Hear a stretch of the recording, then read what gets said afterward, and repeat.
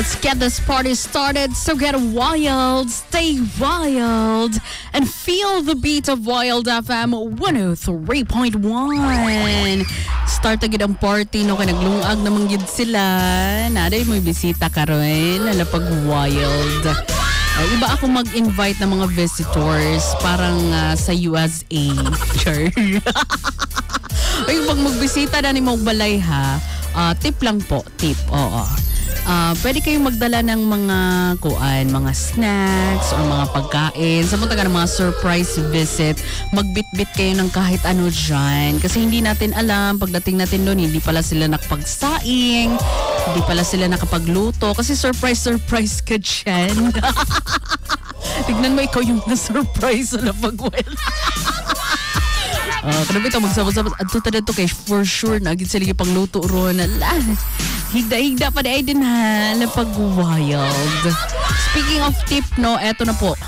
Eto na po talaga si Aya Babe na magbibigay sa inyo ng mga motherly advice. Wow.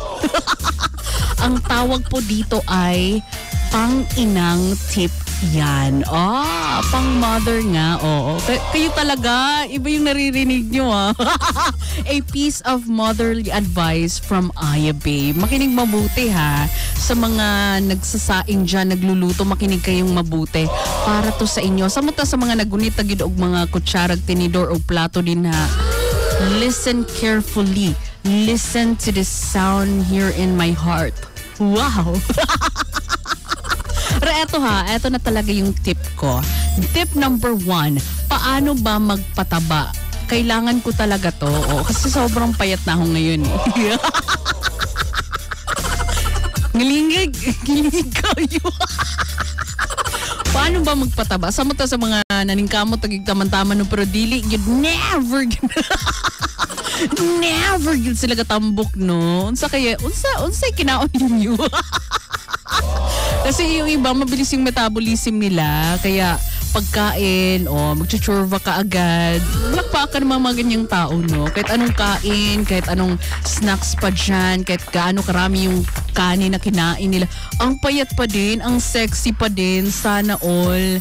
Ganyan kasi ako. Tapos sila yung mga tao na gusto magpataba. Sige, eto yung tip ko para sa inyo ha. Tip number 1. Magdagdag ng kanin pag may natirang ulam sa plato ninyo. Maumang yun na nagkaunta tapos na ang pinabili ng sudan, magdungag og kanon. Check! Ano siya resulta? Ano yung resulta niya babe? Tip number 2. Magdagdag ng ulam kung may natirang kanin sa plato. Check! Ganina kanong to gidungag ha kay na pinabilin nga sudan karon sudan na po gidungag. Kay na nabilin nga kanon, check siya. Tama yan, di ba? Tip number 3. Magdagdag ka na lang ng plato diyan. Ayaw mong tumigil ha. Murag dili ka kakaundang og kaon ay unsa di ka diya. Magtatawag na kami ng pulis. Pulis, mamang pulis. Tulungan niyo kami, hindi na siya tumitigil, nagdagdag na siya ng plato. Tapos yung isang plato maubusan ng ulam, tapos magdadagdag na naman siya ng kanin. Alaw, dili ka kaundang yun. Cycle na yun siya pag wild.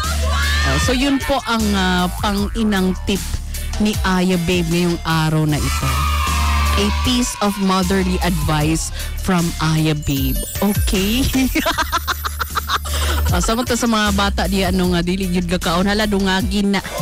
Tugsag yun. Ayaw sugot nga dili. Mao ba? Talaga, ganyan siya.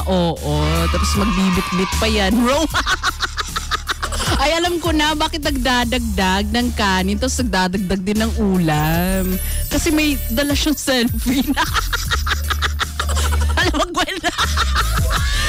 Sa mama gid siya. Dili ko ka-relate ha. Kay dili gid ko gadungag. Tanawag na akong lawas so very slim. Wow. Alam mo, Gwen. Sige na magpadayon to sa unahan susunod na po.